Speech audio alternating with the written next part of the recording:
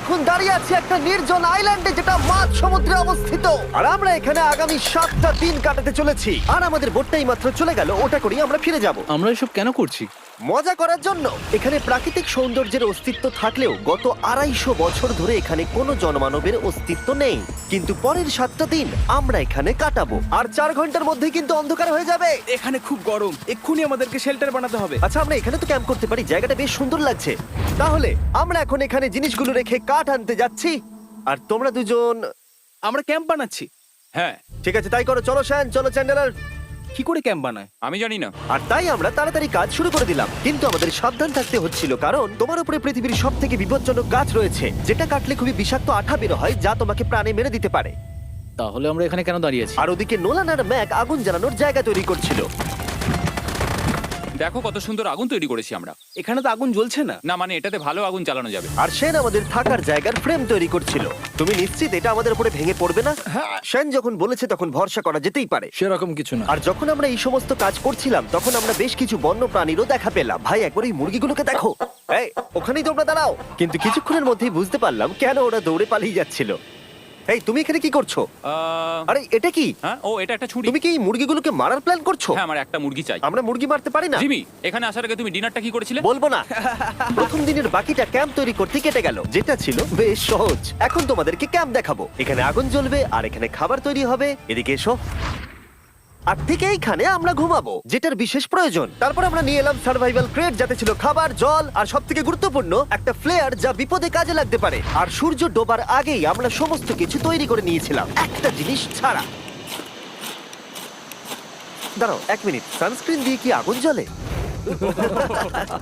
প্রথম দিন শেষ হলো আর আমার স্কিনে একটু সানবার্ন হয়েছে। আমি আশা করি ভালো করে ঘুমোতে পারবো আজকে। আশা করব বৃষ্টি হবে না। কাল আমাদের আরো বড় শেল্টার বানাতে হবে, আর আমরা বলতে আমাদের বাবা ওদিকে শুয়ে আছে, সে তৈরি করে দেবে। ঠিক আছে। ঠিক আছে। ও ও, ও জিমি, তুমি মায়ের মতো আর সেন হচ্ছে বাবা। আমি এবারে ঘুমাবো। দ্বিতীয় দিনে দেখা হচ্ছে। প্রথম রাত্রে ঘুমানোর সময় আমরা অনেক নড়াচড়া করেছিলাম। আমরা বলতে বোঝাতে চেয়েছি, মানে হলো আমি। তাই পরের দিন আমরা শেল্টারটাকে আরো ভালো করব বলে ঠিক করলাম। দ্বিতীয় দিনের কাজ খুবই সহজ। আমরা একটা বড় আর রেন প্রুফ শেল্টার তৈরি করব। আমাদের আরো কমফোর্টেবল সিট চাই, কারণ আমার পিছন ব্যথা হয়ে গেছে, আর একটা ভালো আগুন জ্বালানোর জায়গাও চাই। আমারও পিছন ব্যথা হয়ে গেছে। আমরা লম্বা শক্ত কাঠ খুঁজছিলাম, যেগুলো দিয়ে আমরা আমাদের শেল্টারটাকে ছাউনি দিতে পারবো, যাতে বৃষ্টির জল শেল্টারের ওপরে জমে না থেকে পিছন দিক দিয়ে বেরিয়ে যেতে পারে। আর যখন আমরা নতুন শেল্টারের জন্য জিনিস খুঁজতে ব্যস্ত ছিলাম, তখন ম্যাক আর নোলান আমাদের জন্য নতুন সিট খুঁজছিল। তুমি ওটা দেখতে পাচ্ছ? হ্যাঁ, ওই জিনিসটা কি? দেখে তো মনে হচ্ছে ওটাতে বসে বেশ আরাম হবে। আরে এটা তো বয়া। ও, এখানে একটা নেটও রয়েছে। এই নেটটা দিয়ে আমরা মুরগি ধরতে পারবো। কিন্তু ও অনেক ছাড় পোকা, ছাড় পোকা, ছাড় পোকা। জিমি, আমরা সমুদ্রে একটা বয়া খুঁজে পেয়েছি। এটা কিন্তু বেশ নরম। তুমি কি এটা চুরি করেছো? না, ও কি এটা চুরি করেছে? এটা আমরা বিচ থেকে পেয়েছি। এটাকে চুরি বলে না?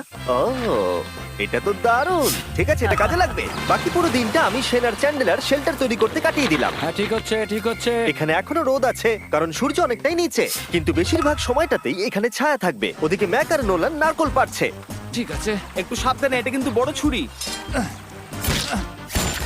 নারকোল।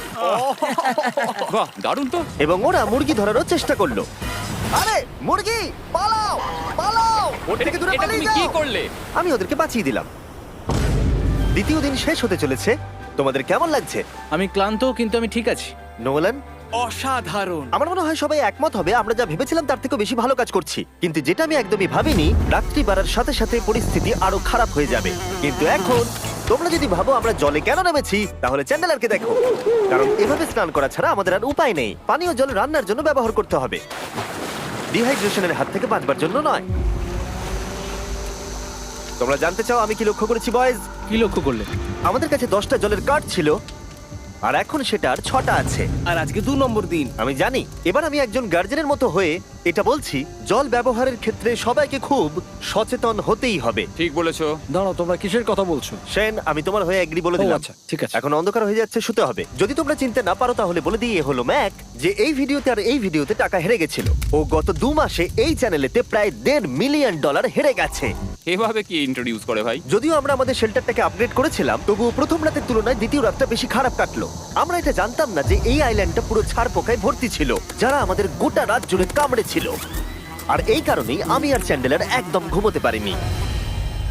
আমার সারা রাত ঘুম হয়নি, সম্ভবত সব থেকে খারাপ রাত আমি কাটিয়েছি। দেখো আমার হাতে ওরা কিভাবে কামড়েছে, তোমরা কি দেখতে পাচ্ছ? হুম। আর যখন আমরা আমাদের ঘুমের প্রয়োজন মেটাচ্ছিলাম, তখন ছেলেরা কি করছিল তা তোমরা নিশ্চয়ই এতক্ষণে বুঝে গেছো। চলো মুরগি ধরি। না, চলো মাছ ধরি। তো কালকে আমি আর নোলান ওই ঢিবিটার কাছে একটা বড় জাল পড়ে থাকতে দেখেছিলাম, আর আজকে এরা আমাকে সাহায্য করবে একটা ফাঁদ তৈরি করতে। প্ল্যানটা হলো এখানে বড় করে নেটটা পাতা থাকবে, কোনগুলো ওপরে আটকানো থাকবে, আর তারপরেই মুরগি আমাদের। তাহলে চলো। যদি এখন আমি উঠে ওদেরকে আটকাতাম তাহলে এটা কখনোই হতো না, কিন্তু সত্যি কথা বলতে আমার এখন ওঠার মতো ক্ষমতাই ছিল না। আর তো পরের 30 মিনিট ধরে ছেলেরা নেট কাটলো পারফেক্ট স্কোয়ার শেপে।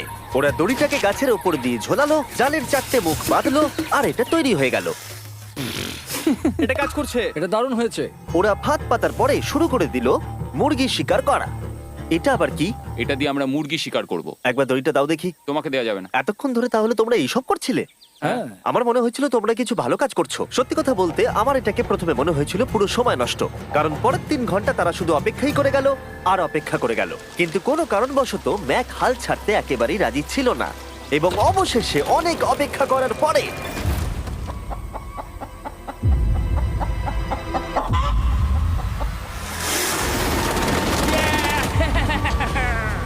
ধরেছি ধরেছি ধরেছি। ম্যাক, এটা কি? জিমি, এই দেখো ধরেছি। ও, মুরগিটাকে বেশ ভালো দেখতে কিন্তু। হ্যাঁ। এটা আমাদের নতুন ব্র্যান্ড রাফট ভিডিওর পাখিটার সম্মানে। একটা কথা বলি, তুমি যদি এখন ব্র্যান্ডকে নিচে রেখে দাও তাহলে ও নিশ্চয়ই আমাদের সাথে ঘুরে বেড়াবে। নিচে রেখে দাও। ঠিক আছে, তাহলে ছেড়ে দিচ্ছি।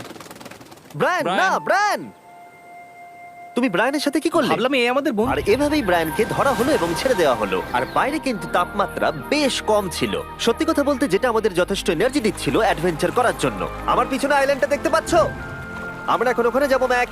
চলো যাওয়া যাক। এখন আমি জানি তোমরা কি ভাবছো, কেন এখন আমরা একটা ভালো আইল্যান্ড ছেড়ে সুইম করে একটা পাথরে ঘেরা আইল্যান্ডের মাঝে যাব? সত্যি কথা বলতে এর উত্তর আমার কাছে নেই। এটা কিন্তু সত্যি খুব অদ্ভুত হবে। আমার মনে হয় এটা আমাদের বোর হওয়ার হাত থেকে বাঁচাবে। বেকার আমাদের জল আর অনেক এনার্জি নষ্ট হবে। ম্যাক, তুমি কি করছো? ভাই এখানে তো অনেক মাছ রয়েছে। সত্যি? হ্যাঁ, এই দেখো একটা স্টিংরে, আর এখানে কত মাছ ঘুরছে দেখো। এখানে তো দেখছি ঢেউগুলো অনেক বড় এবং ওগুলো আমাদের দিকেই আসছে। এই দেখো। দেখো, একটা বড় আসছে। আমরা প্রায় পৌঁছে গেছি। আমার পিছনে এই আইল্যান্ডটাকে দেখো। আর এখন আমরা এখানে। এদিকে দেখো, দুদিক দিয়ে আমাদের দিকে ঢেউ আসছে।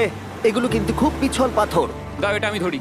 ও গড, ও, এটা তো দারুণ লাগছে। অসাধারণ দেখতে লাগছে। আমরা পেরেছি। জানি না আমরা কেন করলাম, কিন্তু আমরা পেরেছি। এখন এখান থেকে নামবো কি করে, আর তারপরে আমাদের আইল্যান্ডে ফিরবো কি করে? যেটা সবচেয়ে ইজিলি করা যাবে সেটা হচ্ছে ঝাঁপ মারা। আমি ছাপ মারবো না। দিনের শেষ কয়েকটা ঘন্টায় বৃষ্টির ফোঁটা পড়লো গায়ে। আমরা দূরে দেখতে পেলাম ঝড় আমাদের দিকে আসছে। আইল্যান্ডে আসার আগেই ফোরকাস্ট থেকে জানতে পেরেছিলাম যে বৃষ্টি হবে না, কিন্তু ওদিকে কালো মেঘ দেখা যাচ্ছে। আমাদের প্রস্তুতি নিতে হবে। চলো চলো চলো, নোলান ওটাকে ঠিক করো। আমাদের শেল্টার, ও নো, বৃষ্টি চলে এসেছে। জিনিসগুলো ঠিক রাখতে হবে। এখন আমাদের অনেক নারকেল পাতা লাগবে। জানালার আরো পাতা লাগবে। এবং রাত্রি নেমে আসার সাথে সাথে আমরা আমাদের নতুন এবং ইমপ্রুভড শেল্টারের ভিতরে ঢুকলাম এবং বৃষ্টির জন্য অপেক্ষা করলাম। এবং সব থেকে খারাপ বিষয় হলো জায়গাটা অচেনা। চারিদিকে এতই অন্ধকার যে বৃষ্টি হলেও আমরা দেখতে পাবো না। আমাদের ভাগ্য বোধহয় খুবই ভালো ছিল। এক চুলের জন্য আমাদের আইল্যান্ডটা ঝড়ের হাত থেকে রক্ষা পেয়েছিল, কিন্তু এটা বলতে পারি এই ভিডিওর পরের দিকে আমাদের ভাগ্য এতটাও ভালো ছিল না।